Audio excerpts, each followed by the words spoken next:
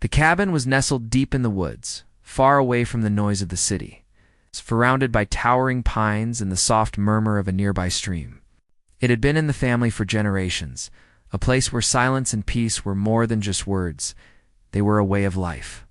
The owner, a man who had inherited it from his grandfather, rarely visited, but when he did, he found comfort in the simple routine of chopping wood, tending to the small garden, and sitting on the porch watching the sunlight shift through the trees. It was his retreat, a private world, untouched by the chaos beyond the forest. One chilly autumn morning, as the mist hung low over the treetops, he received an email that made him stop in his tracks. It was from a person he didn't know, thanking him for the wonderful stay at the cabin. Confused, he reread the message. He had not rented out the cabin. In fact, he had never listed it online or offered it to anyone. His heart sank as he realized that someone had been inside his cabin without permission. The thought alone made him feel a mix of anger and disbelief. Who could do something like this? Determined to find out, he packed a small bag and drove the long, winding road into the forest. The familiar sightstall trees swaying gently, the smell of wet earth, the crunch of fallen leaves under his tires normally brought him peace, but today they heightened his sense of unease. As he approached the cabin, something felt off. The driveway, which he had always kept clear, had tire marks that were not his own. There were signs that someone had been there recently. Stepping out of the car, he noticed the front door had been altered. The lock looked newer than it should have been, and there were small dents around the frame as if someone had forced it at some point. He took a deep breath and slowly turned the doorknob. It was unlocked. Hesitant, he pushed the door open and stepped inside. Everything seemed almost normal at first glance, yet small details revealed the intrusion. His furniture had been moved slightly, and there were items he did not recognize scattered around the cabin. A sense of violation washed over him. This was his sanctuary, and someone had treated it like their own. He began to investigate the surroundings. The kitchen showed signs of recent use. A cup left on the counter, crumbs on the table, and a faint smell of cooking that he did not recognize. His bedroom had been touched as well. Drawers slightly ajar, clothes out of place. The initial shock turned into a gnawing worry. This wasn't just trespassing, it was someone living there. But why? And for how long? Determined to confront whoever was responsible, he waited near the cabin, hoping to catch a glimpse of the intruder. Hours passed. The forest remained eerily quiet, except for the occasional rustle of leaves. As the sun began to dip toward the horizon, he heard the sound of a car approaching on the narrow dirt road. A small, unassuming vehicle pulled into the driveway, and a woman stepped out. She carried a bag, moved confidently, and seemed completely at ease, in a place that did not belong to her. He stepped forward, his voice firm but controlled. "Excuse me, that's my cabin. You shouldn't be here." She turned, looked him in the eye, and smiled as if she had been expecting him. "Oh, I'm staying here this week." "The place is wonderful," she said casually, her tone light, almost cheerful. He felt his chest tighten. She was not just a visitor. She was claiming ownership. He tried to explain, but she interrupted, insisting she had booked it online and showing him what appeared to be a confirmation email. At first glance, it looked convincing, but he quickly noticed discrepancies. The email address was strange. The booking platform did not exist. Frustrated but determined, he demanded she leave. She laughed softly, a sound that made his skin crawl, and said she had all her belongings there and wasn't going anywhere. This standoff was unexpected. The woman had transformed his private sanctuary into her own temporary home, and she seemed untouchable. His mind raced. He considered calling the police, but hesitated. This situation felt more complex than a simple trespassing case. There was something off about her demeanor, the way she acted as if she belonged, and the careful way she presented herself. He spent the night in his car, parked a short distance away, keeping an eye on the cabin. Shadows danced through the windows as the woman moved inside, rearranging items as if the cabin were hers. Sleep eluded him. The serenity he had always associated with this place had been replaced by tension and uncertainty. In the darkness, he thought about his grandfather, about how this place had always been a safe retreat.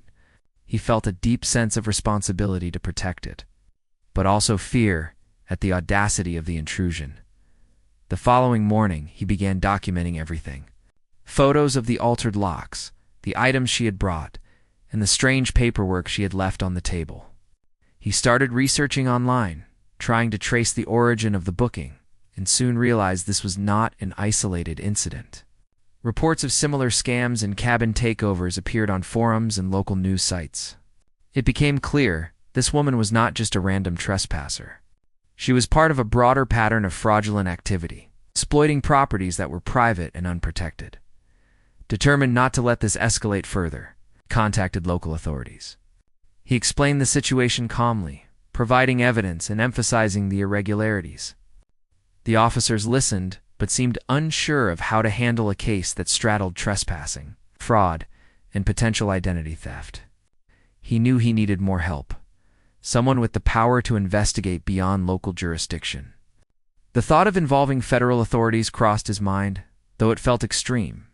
Yet as he sat on the edge of the porch watching the woman moving confidently inside, he knew this was no longer a simple neighborhood dispute. His cabin had become the center of a serious problem, and he could not handle it alone. Days passed. The woman remained, making herself comfortable, ignoring every request to leave. Neighbors started noticing unusual activity cars visiting at odd hours, packages being delivered to the cabin. Rumors spread quietly through the community, some people shocked, others suspicious. The owner felt isolated but resolved. He spent every free moment documenting, photographing, and researching. Each new discovery brought a mix of frustration and determination. He realized that understanding the woman's methods might be the key to reclaiming his sanctuary. He also noticed subtle signs of her planning.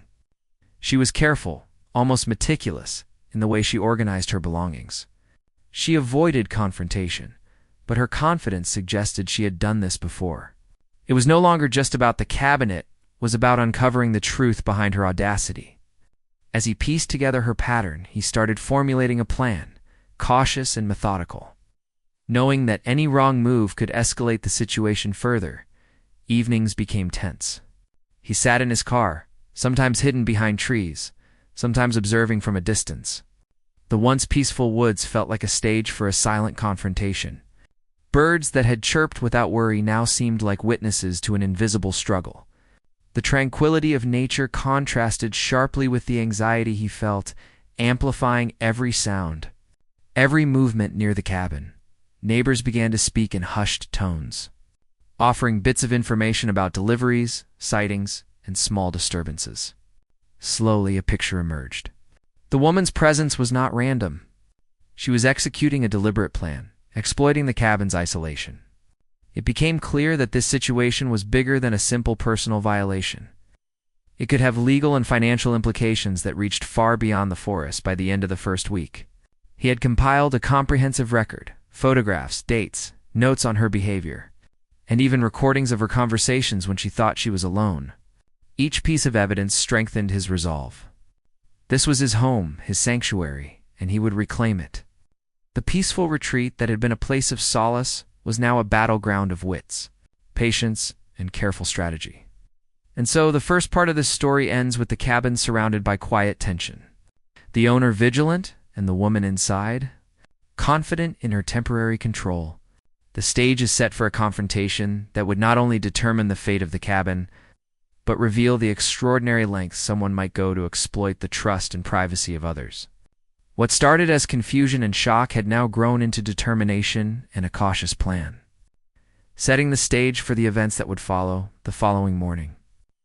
The owner awoke to a cold, gray light filtering through the trees. His mind was restless, replaying the events of the past week over and over. He felt a mixture of anger, disbelief, and determination. He knew he had to act carefully, but he could no longer ignore the presence of the woman inside his cabin. She was not just a temporary visitor. She had made herself at home in a place that had always been sacred to him. The thought alone made his chest tighten. He began the day by inspecting the surrounding area. The woods were quiet, except for the faint rustle of leaves and the distant call of birds. The cabin stood there, deceptively calm, but every window and door hid a story of intrusion. He noted fresh tire tracks and footprints near the back, signs that the woman had moved around extensively. He also found small traces of her activity, a wrapper discarded carelessly near the porch, a faint scent of perfume lingering in the air. Each detail confirmed what he already knew: she was living there, and she had no intention of leaving. Determined to confront her again, he approached the cabin cautiously. He called out, but there was no answer. The silence inside felt deliberate, almost taunting. Slowly, he pushed the door open, ready for whatever he might find. The interior was arranged differently from before. Furniture had been shifted, and her belongings were neatly organized across the cabin. There was a sense of permanence in the way she had settled in, and it made him feel both anxious and violated. He moved carefully, documenting everything, taking photographs of items he did not recognize and recording the state of the rooms. This was no longer just about reclaiming his property. It was about proving a pattern of trespassing and possible fraud. He decided it was time to investigate her background. Back in his small home office, he began searching online, using any clues he could find. The booking confirmations she had shown him earlier turned out to be fake, but they provided leads, email addresses, usernames, and references to other locations.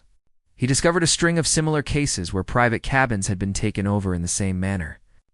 It became clear that the woman was part of a broader scheme, a network of individuals exploiting isolated properties for personal gain. The more he uncovered, the more he realized how meticulous and organized these people were. Meanwhile, the woman continued her daily routine in the cabin as if nothing had happened. She moved with a confidence that suggested experience, preparing meals, rearranging the furniture, and leaving subtle signs of her presence throughout the property. It was almost as if she were asserting control, sending a silent message that she was untouchable. The owner observed from a distance, noting her habits, her patterns, and the way she interacted with the environment. Every action she took seemed calculated, intentional, and designed to strengthen her claim. However illegitimate it was, the tension between them grew. Encounters became more frequent and more confrontational. Each time he tried to reason with her, she deflected, citing fabricated agreements or claiming that she had legitimate permission to stay.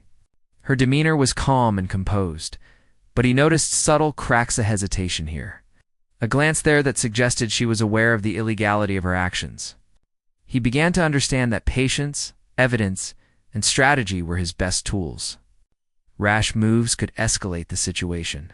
He needed to be careful. As the days passed, he reached out to local authorities again. This time, he provided the full documentation he had collected: photos, recordings, notes on her behavior, and evidence of the fraudulent booking. The local police acknowledged the seriousness of the situation, but explained that their powers were limited. They suggested contacting federal authorities, as the pattern of activity suggested organized fraud and potential identity theft. The owner felt a mix of relief and apprehension. Involving federal agencies was a serious step, but it seemed necessary. He began preparing for the involvement of federal investigators. Every piece of evidence was organized meticulously. He created timelines, cataloged all communications, and mapped the pattern of her activities. It was exhausting work, but he knew it was crucial. The cabin, once a peaceful retreat, had become a center of legal and investigative activity, and he needed to be ready to present the facts clearly and convincingly. Meanwhile, the woman continued to make herself comfortable. Unaware that an investigation was gathering momentum, she brought in new items, rearranged rooms, and left subtle notes suggesting she had friends or accomplices who might check in. It was clear she was not just a single actor. She was part of a larger operation. The owner's resolve hardened. This was no longer about a single confrontation. This was about uncovering the truth and reclaiming his sanctuary. Interactions with neighbors became important. Some had noticed unusual activity cars coming and going at odd hours, strange deliveries, and unexpected visitors.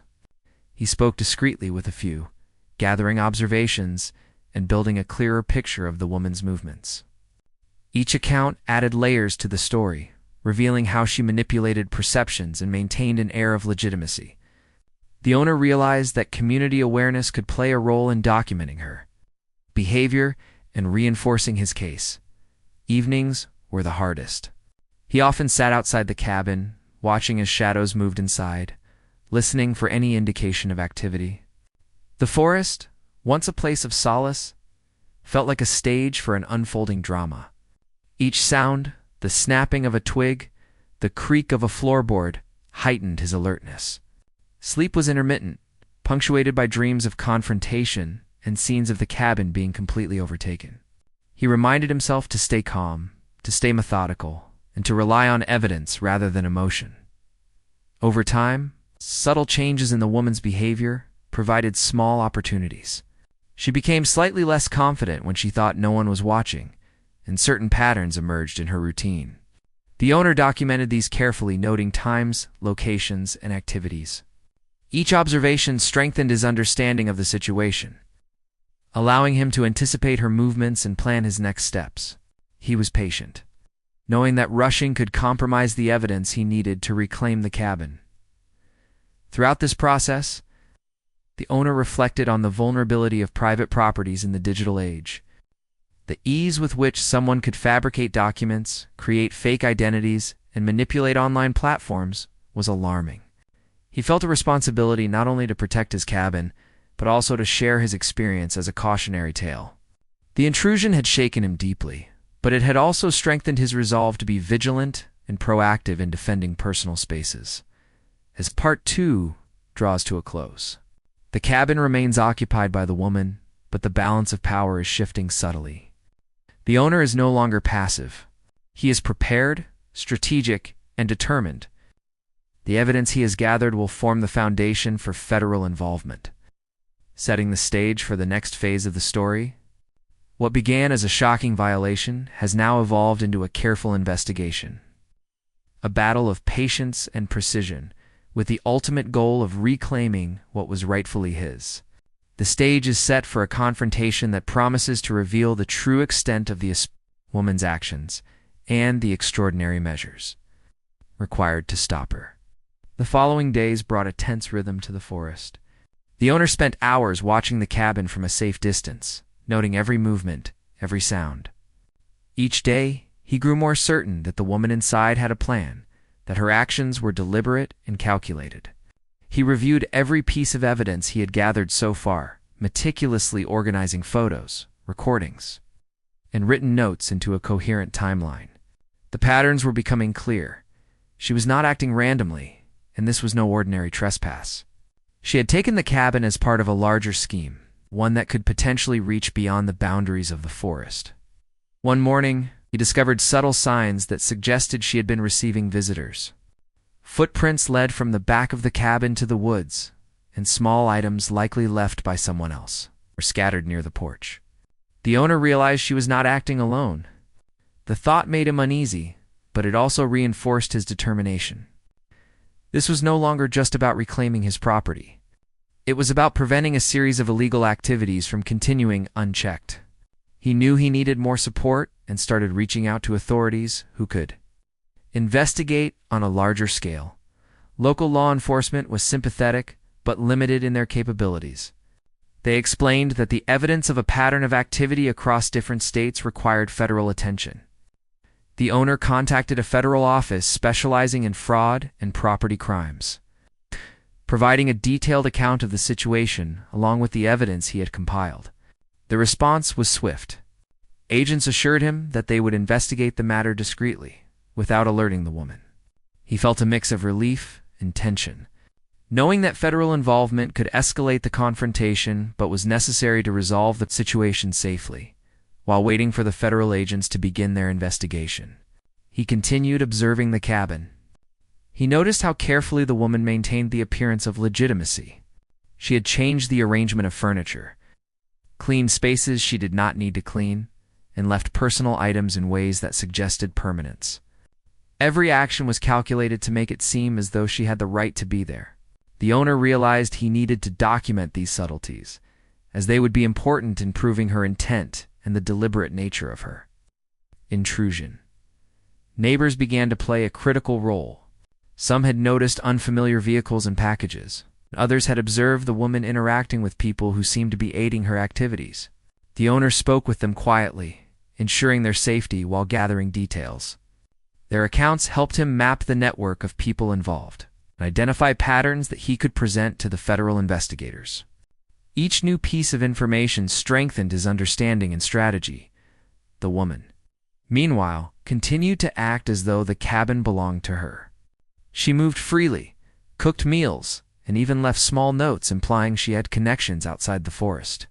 Her confidence was unnerving, but the owner learned to use patience as his ally. He knew that impulsive actions could compromise his evidence and potentially put him in danger. Instead, he focused on observation, documentation, and preparation for the upcoming federal investigation. One evening, as the sun set and cast long shadows across the forest, the owner noticed a pattern in the woman's behavior.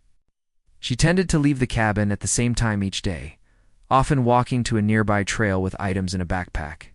He suspected she might be meeting someone or carrying out parts of her plan beyond the property. Using this knowledge, he began creating a log, recording times, movements, and behaviors. Each entry added clarity to the situation. Reinforcing the need for a strategic and cautious approach, the federal agents arrived quietly one morning. Blending seamlessly with the environment to avoid alerting the woman, they reviewed all the evidence, took additional photographs, and conducted interviews with neighbors. The investigation revealed that the woman had created multiple fake identities and had been involved in similar incidents elsewhere. The scale of her actions was astonishing, and the owner realized just how vulnerable private properties could be to organized schemes in the digital age. With the investigation underway, the owner felt a cautious sense of hope. He knew the cabin was still occupied, but the tide was beginning to turn.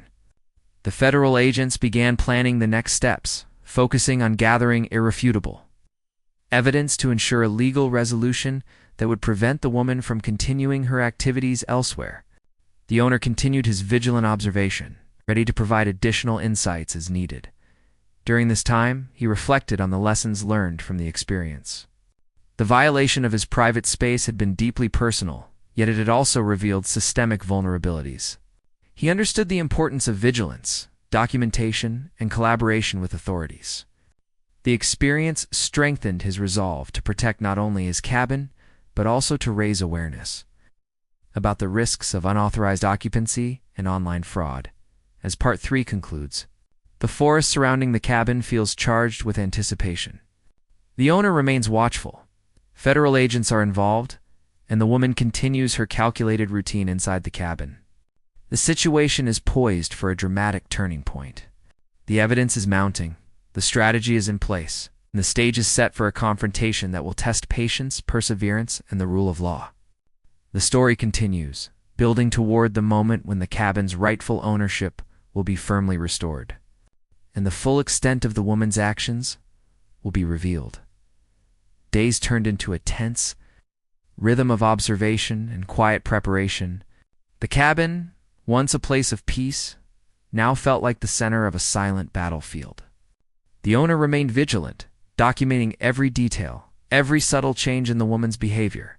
She continued to act as though she belonged there, maintaining her routine with precision.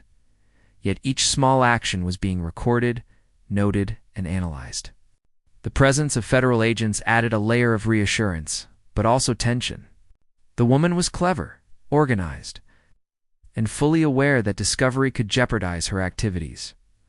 The owner spent hours outside the cabin, sometimes concealed in the shadows of the trees, sometimes in plain sight, always observing.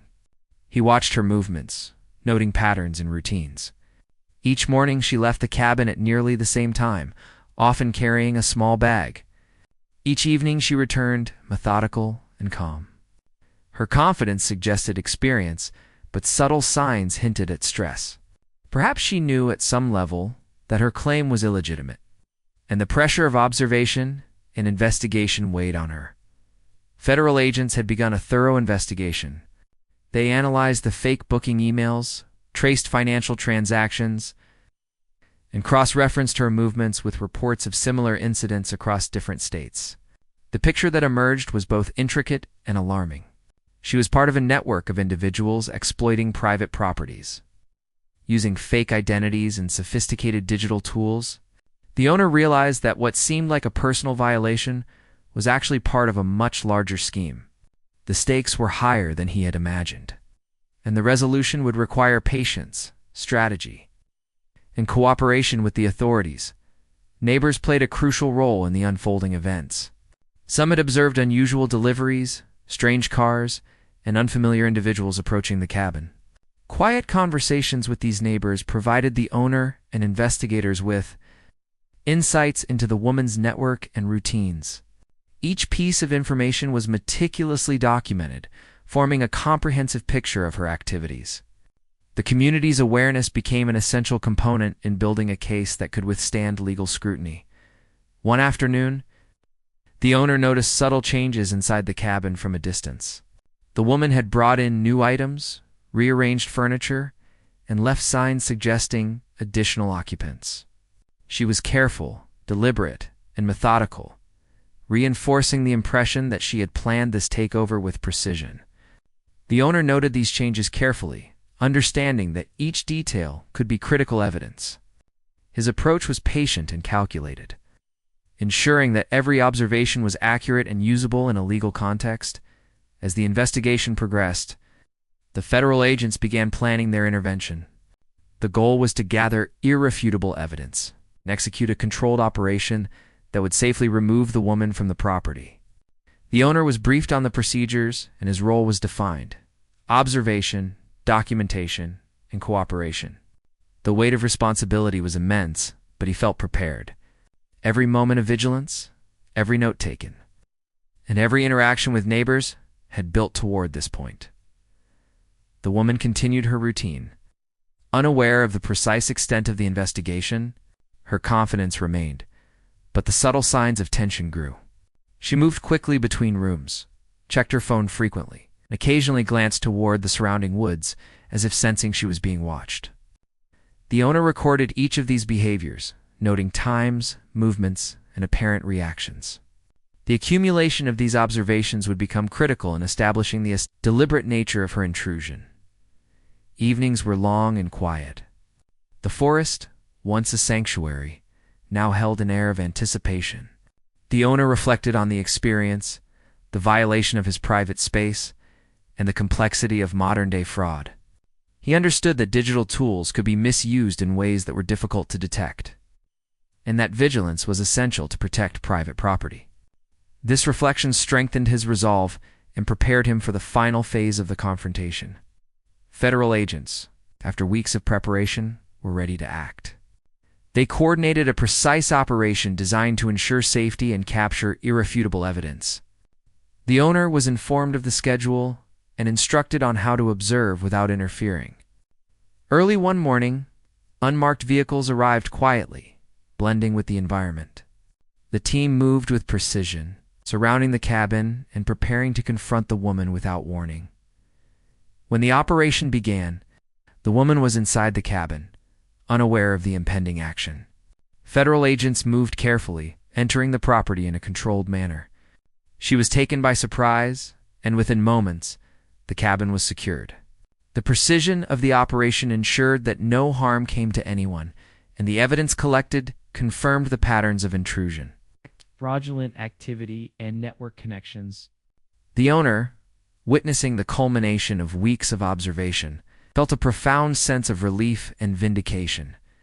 In the aftermath, the cabin returned to its rightful owner. The woman was taken into custody, and the investigation revealed the extent of her activities. Multiple properties had been exploited, identities falsified, and financial transactions manipulated. The operation not only restored the cabin, but also disrupted a broader network of illegal activities. The owner reflected on the experience, the lessons learned about vigilance, documentation, and patience.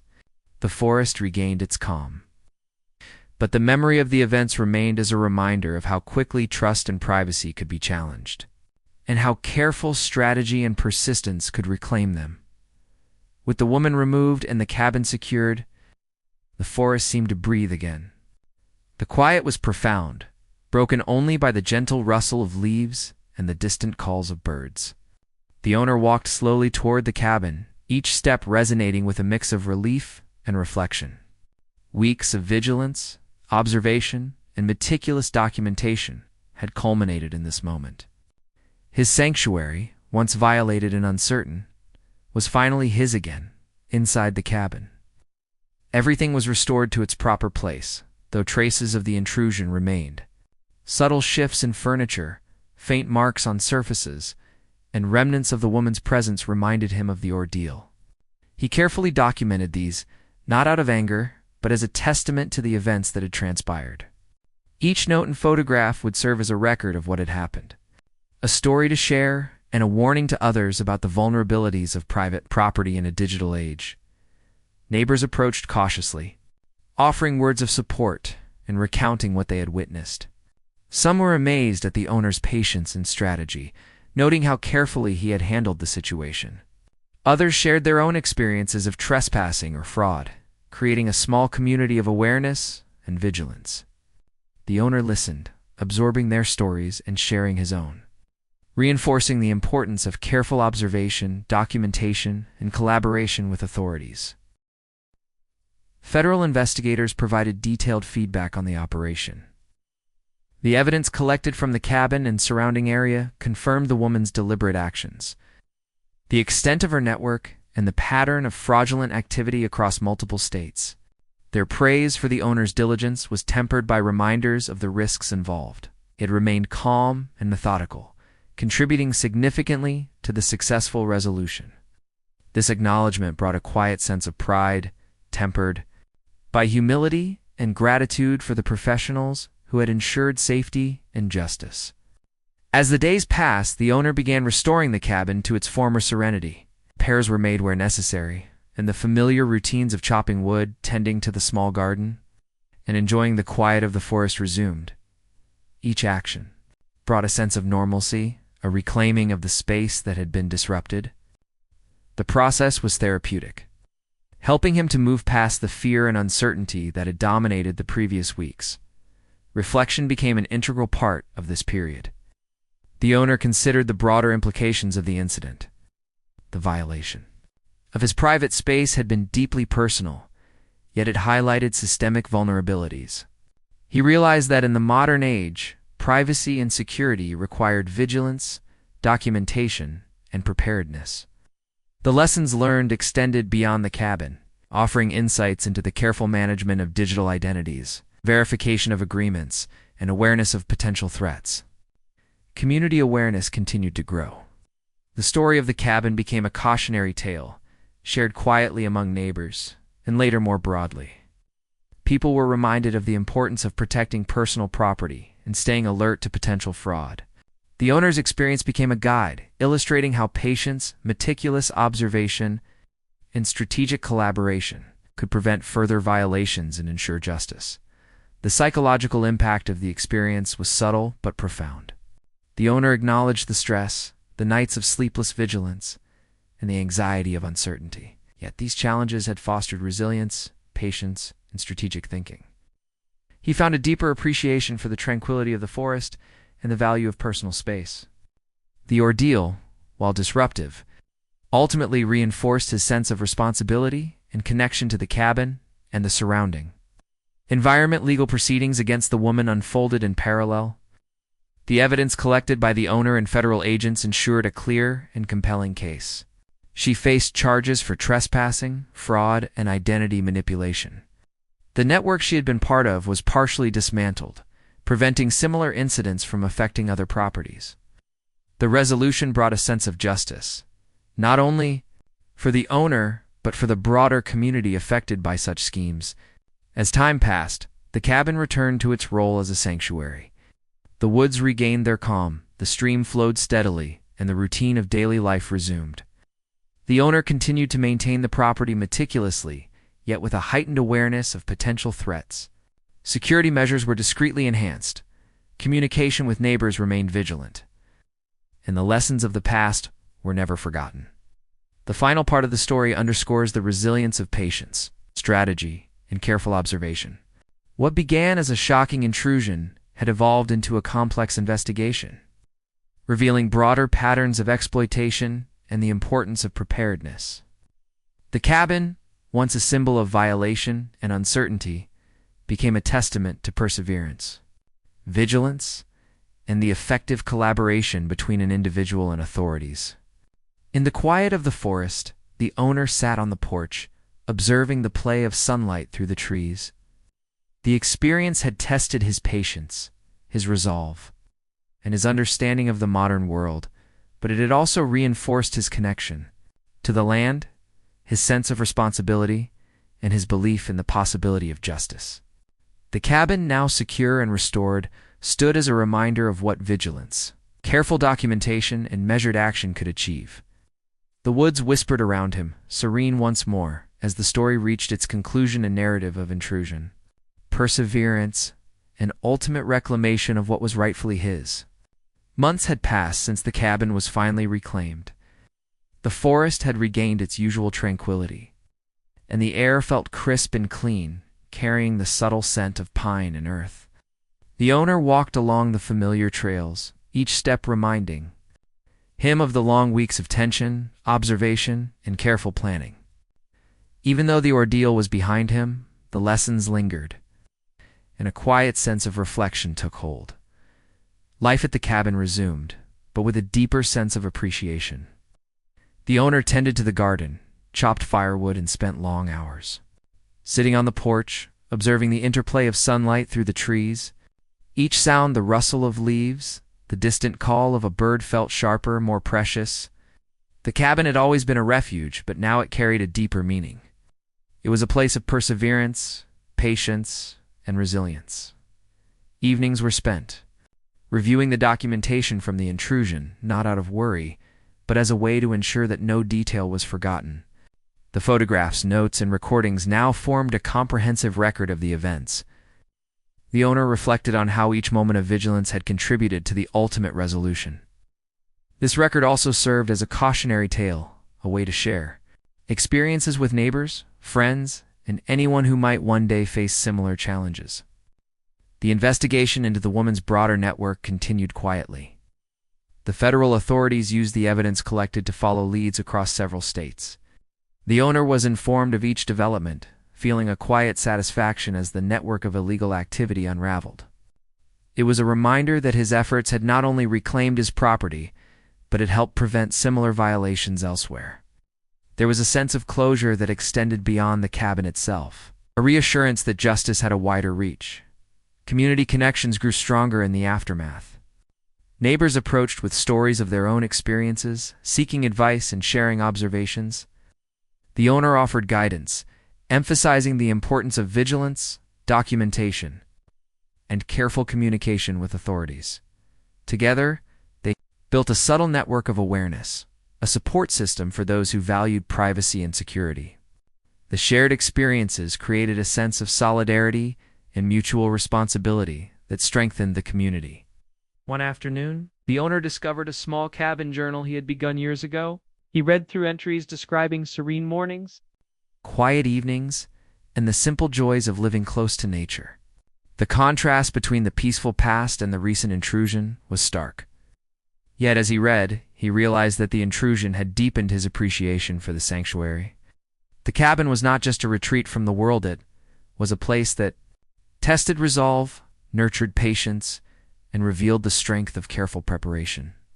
With time, he implemented discreet security measures, new locks, hidden cameras, and a careful system for monitoring any unusual activity provided peace of mind without disturbing the tranquility of the forest.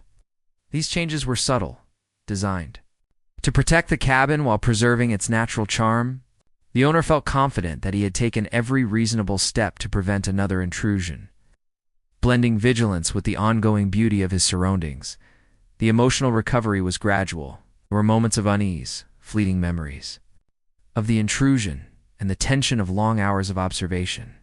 Yet, over time, these feelings transformed into determination, resilience, and a deeper sense of gratitude. The cabin became a place not just of shelter, but of personal growth, a symbol of the ability to face challenges with patience, strategy, and calm resolve. Winter approached, blanketing the forest in snow. The owner spent quiet days indoors, reflecting on the events and the lessons learned. Each snowfall reminded him of the cyclical nature of life, the quiet after the storm, the resilience of nature and the continuity of time. He felt a profound connection to the land, a renewed sense of responsibility, and an understanding that vigilance and patience were as essential as the trees and the soil themselves. The story of the cabin, once a private ordeal, now became part of the larger community narrative. The lessons of careful observation, patient strategy, and methodical action were shared quietly, reinforcing the importance of protecting personal spaces in a world where violations could happen unexpectedly. The owner's experience served as both a warning and an inspiration, demonstrating that persistence, vigilance, and collaboration could restore order and bring peace. As Part 6 concludes, the cabin stands secure, surrounded by a serene forest. The owner has reclaimed his space physically, mentally, and emotionally. The journey has transformed him, deepening his appreciation for patience, careful observation, and the quiet strength found in vigilance. The forest whispers around him, steady and enduring, a reminder of resilience, justice, and the enduring power of careful, deliberate action.